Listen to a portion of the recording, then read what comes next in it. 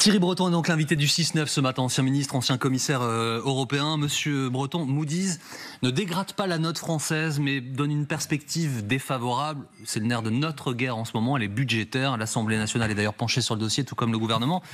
Que vaut, entre nous franchement, la signature de la France aujourd'hui, selon vous? La signature de la France est toujours très élevée, parce que c'est la note de Moody's est A2, c'est-à-dire une note élevée. Mais ce qui est important, évidemment, c'est de voir les perspectives.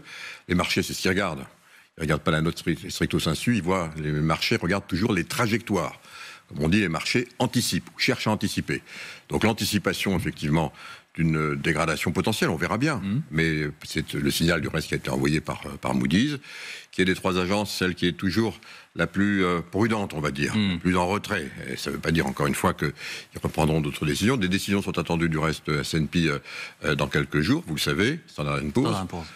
Et donc, qu'est-ce que ça veut dire derrière tout ça? Ça veut dire effectivement, c'est l'indicateur qu'il faut regarder, ce sont les spreads, c'est-à-dire les différences donc de taux d'emprunt donc pour les différents États européens sur le marché. Eh bien, ces spreads ont explosé par rapport à l'Allemagne, plus de 80 points de base. Ces spreads maintenant font que la France s'endette plus cher que l'Espagne, que le Portugal. On est pratiquement à égalité avec la Grèce. Et ça veut dire évidemment pour nous, c'est du reste ce qui est, j'espère, devrait être discuté dans les discussions budgétaires qui ont lieu à l'Assemblée, ça veut dire qu'on va avoisiner à l'horizon 2026-2027 les 100 milliards donc, de dépenses pour pouvoir financer tout simplement l'héritage du passé. C'est évidemment quelque chose d'extrêmement préoccupant. On est à la hauteur là, avec le budget. Vous savez, souvent on cherche une période de grâce dans les finances publiques, je ne dis pas parce que vous êtes là, mais le tandem Breton-Copé 2005-6-7 est le seul qui, à ma connaissance, au cours des 40 dernières années, respecter les critères de Maastricht. Donc c'est à vous que je pose la question. Est-ce qu'on est à la hauteur, là? Est-ce qu'il ne faut pas faire beaucoup plus? Vous faites référence à cette période. Je l'avais annoncé dès le premier jour où j'étais arrivé à Bercy. J'avais dit le rôle d'un ministre des Finances, évidemment, dans son département ministériel, de faire respecter les traités. En ce qui me concerne, c'était le traité de Maastricht. On était à 67% d'endettement à l'époque.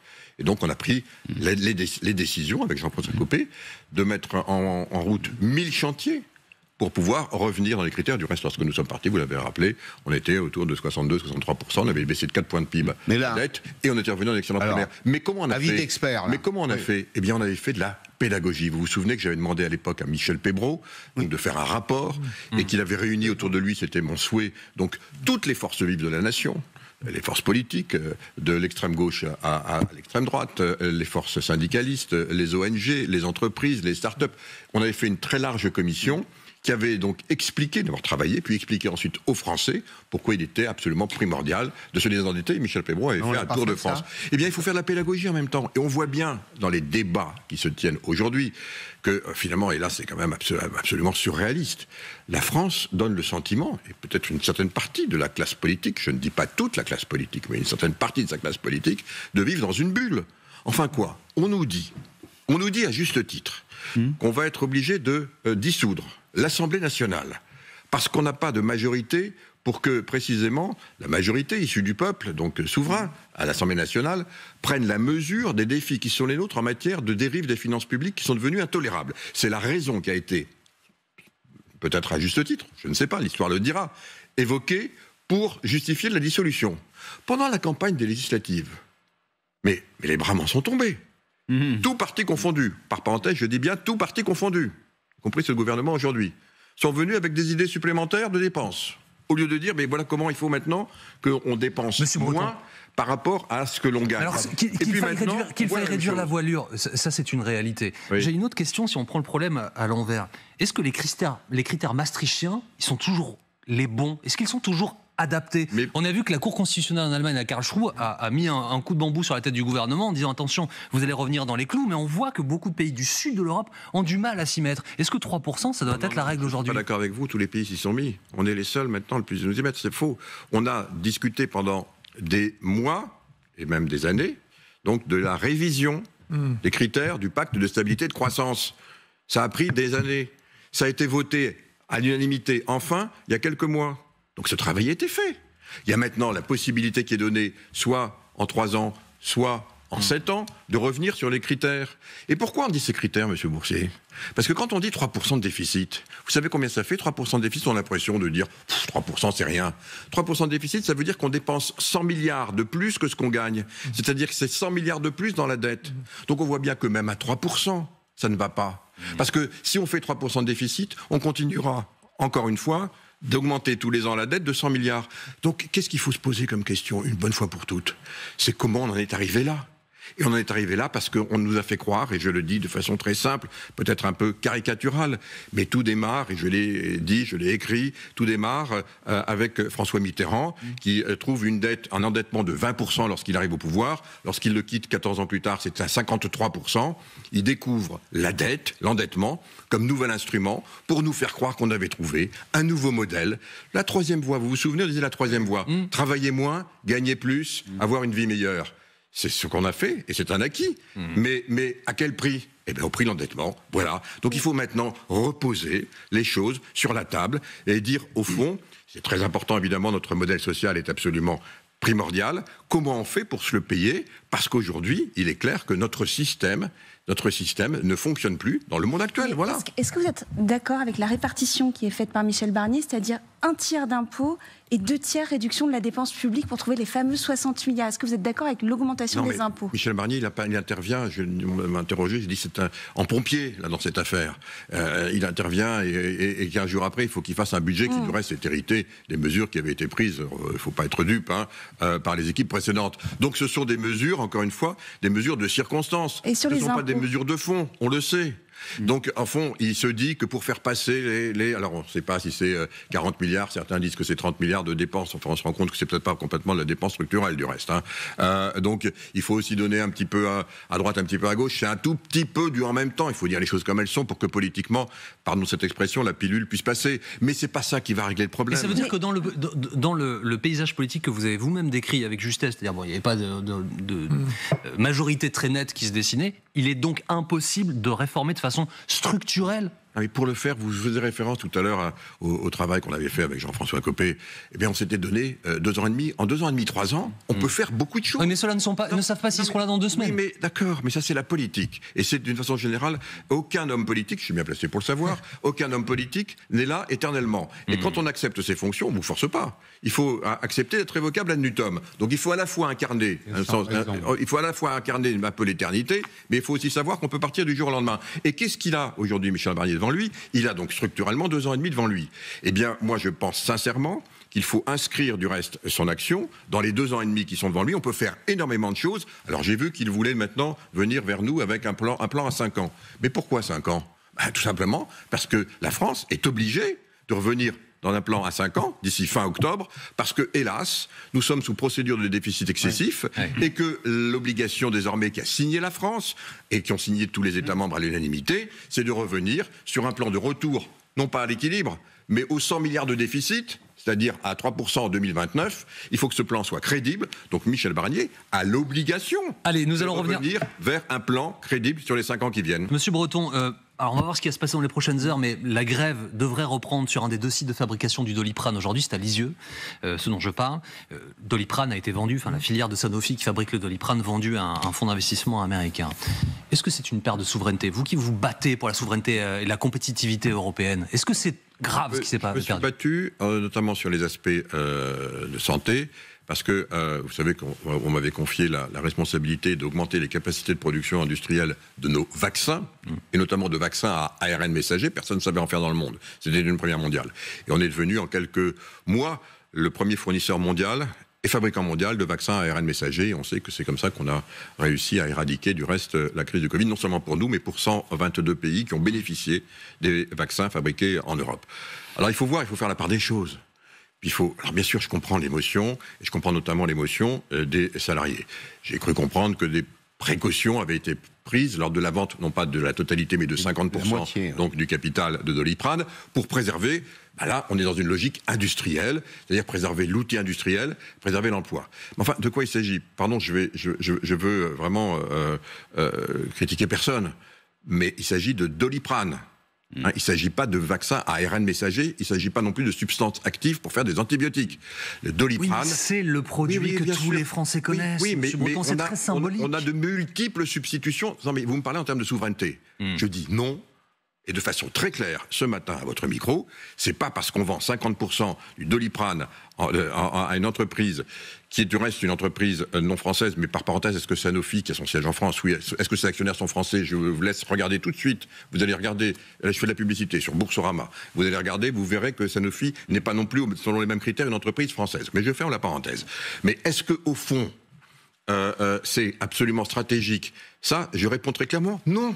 On a évidemment de multiples substitutions. Donc ce n'est pas stratégique et ça ne crée pas de précédent, Monsieur Breton? Même si on voulait délocaliser l'intégralité, il n'y a aucun risque, encore une fois, pour la souveraineté européenne. En revanche, sur des sujets beaucoup plus stratégiques, et j'ai parlé notamment des substances actives, on s'est rendu compte qu'il n'y avait plus qu'en Autriche qu'on fabriquait des substances actives d'antibiotiques. Là, oui, il faut réindustrialiser. Parce qu'effectivement, on n'a pas la disponibilité. Alors pour le reste, lorsque effectivement ces cas se produisent, ce qui est très important, parce que je rappelle quand même que Sanofi a bénéficié d'aides très significatives pendant cette période, de discuter avec elle.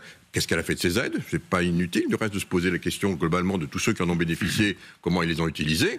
Et puis, par parenthèse, et en parallèle, voir aussi que les engagements qui vont être pris pour l'emploi, pour l'activité industrielle, et ça, on en revient peut-être à ce qui se passe aux États-Unis, c'est très important, mais c'est très important non pas pour de la souveraineté, mais pour de l'activité industrielle. Donc ne mélangeons pas tout.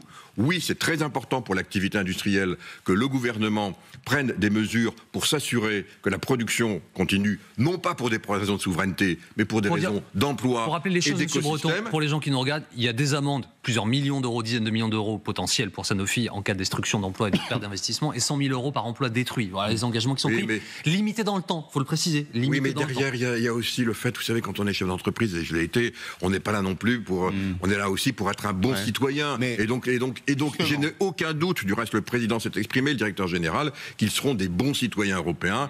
Et je pense sincèrement, pour moi, je le dis sincèrement, à partir du moment où on sécurise effectivement l'emploi et l'activité industrielle, c'est un peu une tempête dans un verre d'eau. Les économistes disent on n'est jamais tout à fait indépendant, mais on peut choisir ses dépendances. Quelles sont celles qu'il ne faut pas choisir? Quels sont les sujets pour vous, en 2 mots, sur lesquels il n'y a pas de compromis possible? Non, mais j'en ai parlé, il y a des problèmes, notamment... Là, vraiment, je pense que sur les substances actives, il faut être très attentif. Mais sortons de la pharmacie. Mais je pensais que vous m'interrogiez sur la pharmacie. C'est quoi? C'est l'alimentation, l'énergie, la défense? Non, mais il y a des sujets, on voit bien que dépendre des autres, c'est dangereux. Vous interrogez celui qui s'est battu bec et ongle pour que l'on puisse réindustrialiser la France en semi-conducteurs. Et l'Europe en semi-conducteurs. Et j'ai porté, vous le savez, à bout de bras le European Chip Act, qui nous a permis précisément de réindustrialiser l'Europe pour éviter que l'on soit en dépendance massive de quoi? De 2 pays, il faut dire les choses comme elles sont. La Corée du Sud et Taïwan, et essentiellement ensuite pour les semi-conducteurs moins puissants, la Chine. Et aujourd'hui, si jamais on ne garde pas cette souveraineté, et je me suis battu de toutes mes forces pour ça, ça a été l'un des succès que nous avons pu obtenir au cours de la dernière présidence de la Commission, pour qu'on puisse réindustrialiser. Les Américains ont fait la même chose avec le US Chip Act, parce que c'est un élément absolument stratégique. Il y en a partout, il n'y a pas d'industrie, il y a pas de défense, il y en a dans l'industrie. Et aujourd'hui, il faut le dire, si jamais on ne bougeait pas, et on risquait effectivement un déclassement, voire une perte de souveraineté. Pour moi, alors justement, les États-Unis, plus important. Nous sommes à 8 jours aujourd'hui de l'élection présidentielle. Donald Trump et Kamala Harris poursuivent leur campagne, et Donald Trump peut compter désormais sur tous les moyens, quasiment, d'Elon Musk. Alors je disais dans un sourire avant la pub, votre meilleur ami, puisque vous avez eu quelques jolies passes d'armes avec lui sur les sujets du numérique lorsque vous étiez commissaire européen. Est-il selon vous dangereux que cet homme aussi puissant, avec les moyens dont il dispose, les mette à disposition de Donald Trump? Encore une fois, d'abord, j'ai eu des discussions, c'était normal, j'étais le régulateur, parfait, j'étais le régulateur, et donc j'avais des discussions, c'était tout à fait normal, donc avec l'ensemble des plateformes qui étaient régulées, et évidemment X en faisait partie, c'était public à l'époque, ça l'est donc encore aujourd'hui, nous avons même ouvert des enquêtes, donc pour manquement notamment des outils de régulation, des lois de régulation, notamment le DSA, auxquelles ces grandes plateformes doivent se conforter en Europe. Alors maintenant, sur la campagne, c'est vrai qu'on a tous été, alors au-delà de la mobilisation, on peut s'interroger d'abord. Moi, je te rappelle, j'étais chef d'entreprise, on peut s'interroger sur le patron d'entreprise coté. Donc je rappelle qu'un patron d'entreprise cotée, il ne possède pas l'entreprise.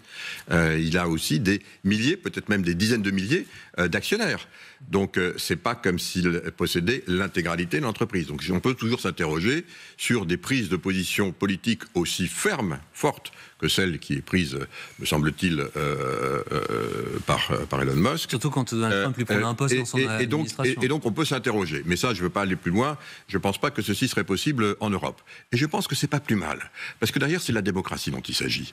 Et que lorsqu'on voit effectivement que j'ai cru voir qu'il y avait une espèce de loterie, ou je ne sais pas comment on peut appeler ça. $1 million par jour. J'ai cru comprendre également, voilà, c'est vrai qu'à un moment où on est extrêmement attentif sur la façon de respecter les règles d'état de droit, en tout cas nous en Europe, et nos amis américains ont un système qui n'est pas très éloigné du nôtre, Dieu soit loué, on peut s'interroger effectivement sur la qualification de ce geste. J'ai l'impression du reste que certains juges fédéraux se sont déjà interrogés sur la qualification. Cet attelage est dangereux pour la démocratie, Monsieur Breton ? Non, mais c'est un autre sujet. Je ne dirai jamais cela, parce que c'est les électeurs américains qui vont décider. En revanche, ce qui est clair, c'est que pour nous, Européens, nous avons mis des règles maintenant extrêmement strictes. Je vois du reste qu'un certain nombre maintenant de plateformes, maintenant que j'ai quitté la Commission, sont en train d'essayer de revenir. Ah ben formidable, ouf, Thierry Breton est parti, on va pouvoir peut-être faire ce que l'on veut en Europe. Eh bien, je suis sûr que ce ne sera pas le cas, parce que les équipes que j'ai mises en place sont de très grande qualité et qu'elles vont veiller à ce que la loi soit respectée. Un dernier mot. Monsieur Breton, vous avez cette phrase forte, vous dites pourquoi est-ce que les Européens acceptent d'être dépendants de quelques milliers d'électeurs en Pennsylvanie tous les 4 ans. Pourquoi, à une semaine de cette élection, les Européens ne se sont-ils pas justement donné les moyens d'une autonomie par rapport à l'impact colossal que le résultat de cette élection peut avoir sur leur vie? Est-ce que c'est par paresse, par déni, par aveuglement? C'est une question fondamentale que vous posez là. Elle est fondamentale et elle a instruit tous les jours mon mandat au cours des 5 dernières années en tant que commissaire européen en charge d'un très large portefeuille, notamment qui concernait la souveraineté. C'est une question fondamentale et je voudrais peut-être la résumer. D'abord, je tiens à le dire, l'ensemble des institutions européennes, je n'en désigne aucune, me semble-t-il, ne sont pas encore préparées, ou en tout cas assez préparées, à ce qui va se passer le 5 novembre. Et qu'est-ce qui va se passer le 5 novembre? On a 3 cas de figure. On en présente souvent 2. Moi, j'en vois 3. Le premier, c'est évidemment une élection de Donald Trump. Eh bien, je pense sincèrement que l'ensemble de nos institutions européennes ne sont pas prêtes au choc massif que ça va provoquer, en particulier guerre commerciale, mais aussi sur la défense et aussi, bien entendu, sur notre soutien à l'Ukraine. Deuxième cas de figure, Madame Harris. Mais si Madame Harris est élue, je tiens à le dire, il n'y aura pas un très grand changement par rapport, encore une fois, à la question que vous me posez, notamment sur la souveraineté. Elle s'inscrit complètement dans les pas de M. Biden, qui lui-même s'inscrivait dans les pas de M. Trump, qui lui-même s'inscrivait dans les pas de M. Obama. Donc ce sera... Et le troisième point, pour terminer. Eh bien, le troisième point, c'est un point où on va être quasiment à égalité et où on risque d'avoir pendant des semaines, je ne dis pas des jours, des semaines, peut-être même des mois, une crise institutionnelle aux États-Unis qui risque d'avoir un blocage. Et là, encore une fois, l'Europe, me semble-t-il, n'est pas préparée dans sa structure, dans sa structuration à répondre. Et pour ça, il faut évidemment avoir une autonomie stratégique. Je crains que celle-ci ne soit pas aujourd'hui réalisée. Voilà, on a encore quelques jours. C'est une urgence pour moi absolue. Merci beaucoup, Monsieur Breton, d'avoir été avec nous ce matin.